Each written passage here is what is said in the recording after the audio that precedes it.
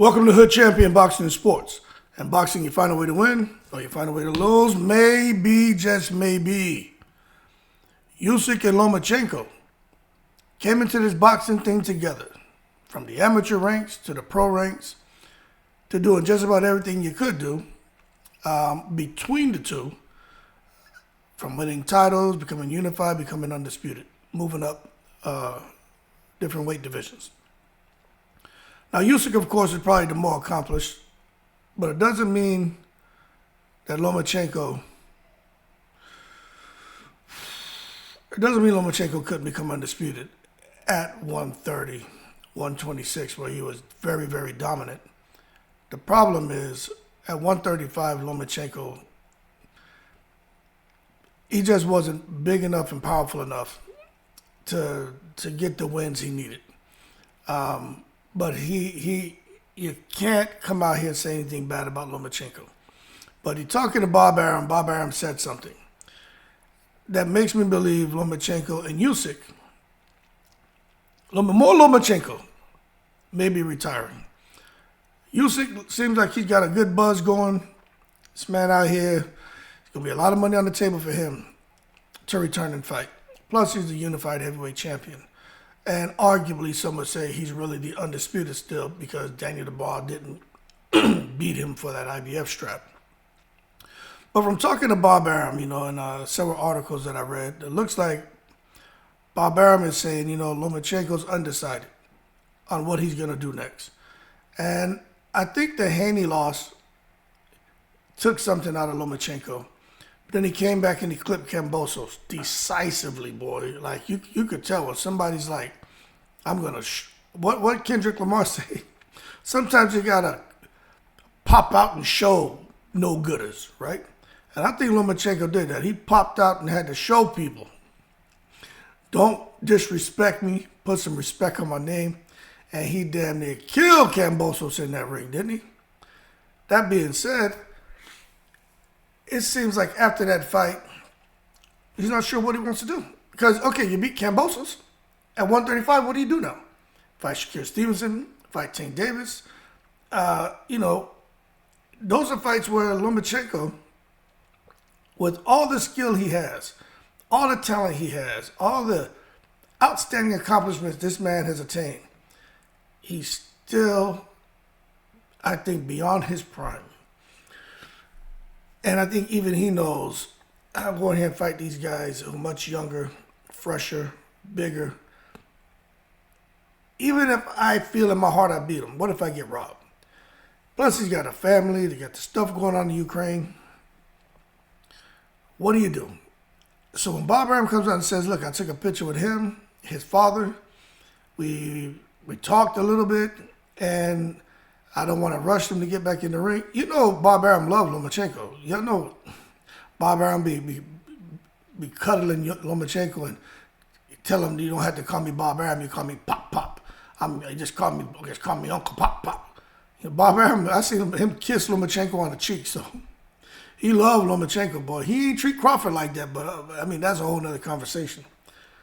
But anyway, he don't want to rush him to get him back in the ring because Lomachenko's not sure what he wants to do. I just think he has a lot on his plate. And at the end of the day, I'm telling you, Bob Arum took care of this guy. He paid that man good. He took care of him. And when you start seeing 4, 6, 8 months go by, coming up on a year, go to 2 years, when those things start happening, it just make me believe the fire inside is no longer there for these fighters. And with Lomachenko, I kind of agree with him. If this is his mindset, why come back and fight a guy like Tank Davis? And yeah, all right, I already know the history for all you goddamn rocket scientists. Tank was supposed to fight him years ago. I don't want to hear that. Okay, get over that bullshit. They didn't fight, so what? But right now, I could understand a guy like Lomachenko saying, man, why would I get in there with this beast? Even though I believe in my skills and I'm not afraid of him. But I'm sure you watch somebody knock somebody out over and over and over again. When you get in the ring with him, you got to be worried about that. So I don't blame Lomachenko if he passes on fighting Tank. I don't blame him if he retires from the sport of boxing. He came in to become undisputed. That was his dream. And maybe he's vicariously living through Lomachenko. I mean through Usyk, because of what Usyk has been able to do in two weight divisions. I don't know. But when you have 1.5 feet outside the ring, you might as well go ahead and call it quits. And Bob Arum said when he took that, he felt that picture he took with Lomachenko and Lomachenko's father, he felt that was a farewell picture. He said that's what he felt in his heart. Like the way that conversation went, the way they, kind of just,